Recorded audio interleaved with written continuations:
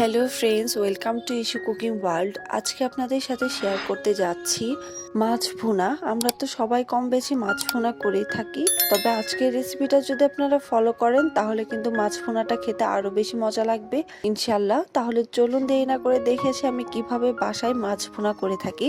এই জন্য আমি তেল দিয়ে দিলাম, তেলটা দিয়ে আমি পেঁয়াজ কুচি দিয়ে দিলাম, তার মধ্যে দিয়ে দিলাম মরিচ কুচি। পেঁয়াজ এবং মরিচটাকে ভালোভাবে নেড়ে চেড়ে ভেজে নিচ্ছি। হালকা ভাজা হয়ে গেলে এর মধ্যে দিয়ে দিচ্ছি দুটো এলাচ আর দুটো লবঙ্গ আর তিনটে দিয়ে দিলাম গোলমরিচ। এখন সবগুলো উপকরণ ভালোভাবে ভেজে নিচ্ছি। এখন এর মধ্যে দিয়ে দিচ্ছি 1 চামচ পরিমাণে রসুন বাটা, 1 চামচ পরিমাণে আদা বাটা আর সামান্য একটু জিরা বাটা। সবগুলো উপকরণ ভালোভাবে তেলের মধ্যে ভেজে নিব। আমি কিন্তু দেখা যায় আদা রসুনটাকে একটু বেশি ব্যবহার করি, আপনারা চাইলে কম বেশি করে নিতে পারেন, বা আদা রসুন বেশি দিলে খেতে কিন্তু বেশি মজা লাগে।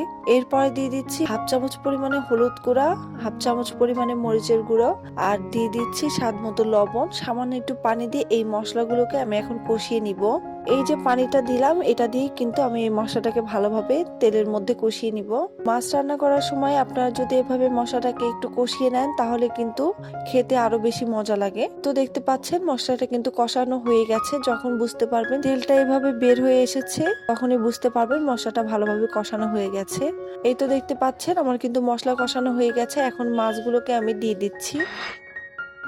সবগুলো মাছ দিয়ে দিলাম। এখন হালকা হাতে উল্টে পাল্টে নেড়ে চেড়ে নিব। এভাবে যদি রান্না করেন বাসার সবাই কিন্তু অনেক প্রশংসা করবে মাছ ভুনা খেতে। আমি বাসায় এভাবে রান্না করি, খেতে মাশাআল্লাহ অনেক ভালো হয়। এখন এই মশলাগুলোর মধ্যে আমি ভালোভাবে মাছটাকে উল্টে পাল্টে একটু কষিয়ে নিচ্ছি। তেলের মধ্যে মাছটাকে কষিয়ে নিলে কিন্তু মাছের কোনো গন্ধ থাকে না, খেতে কিন্তু আরো বেশি মজা লাগে। এই তো দেখতে পাচ্ছেন মাছটাকে হালকা হাতে উল্টে পাল্টে দিলাম। এখন এই তেলের মধ্যে মাছটাকে ভালোভাবে কষিয়ে নিচ্ছি। একটু ঢাকনাটা দিয়ে দিচ্ছি। 3 থেকে 4 মিনিট পরে আমি ঢাকনাটা উঠিয়ে নিলাম।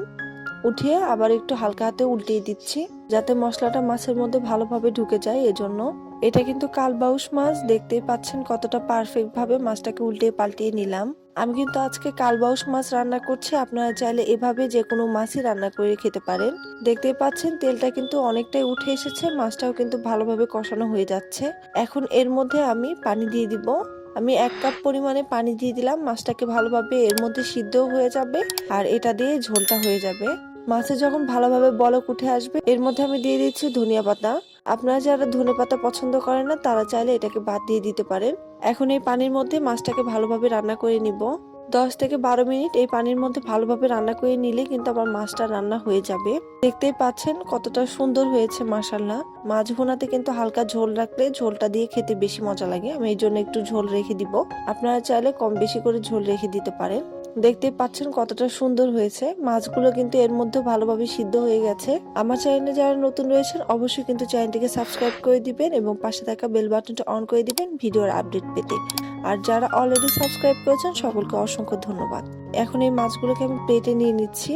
অবশ্যই কিন্তু লবণটাকে টেস্ট করে নেবেন। তো দেখতে পাচ্ছেন আমার মাছ রান্না হয়ে গেছে।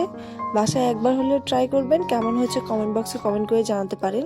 ধন্যবাদ সবাইকে ইস্যু কুকিং ওয়ার্ল্ডের পাশে থাকার জন্য। সবাই ভালো থাকবেন, সুস্থ থাকবেন। আল্লাহ হাফেজ।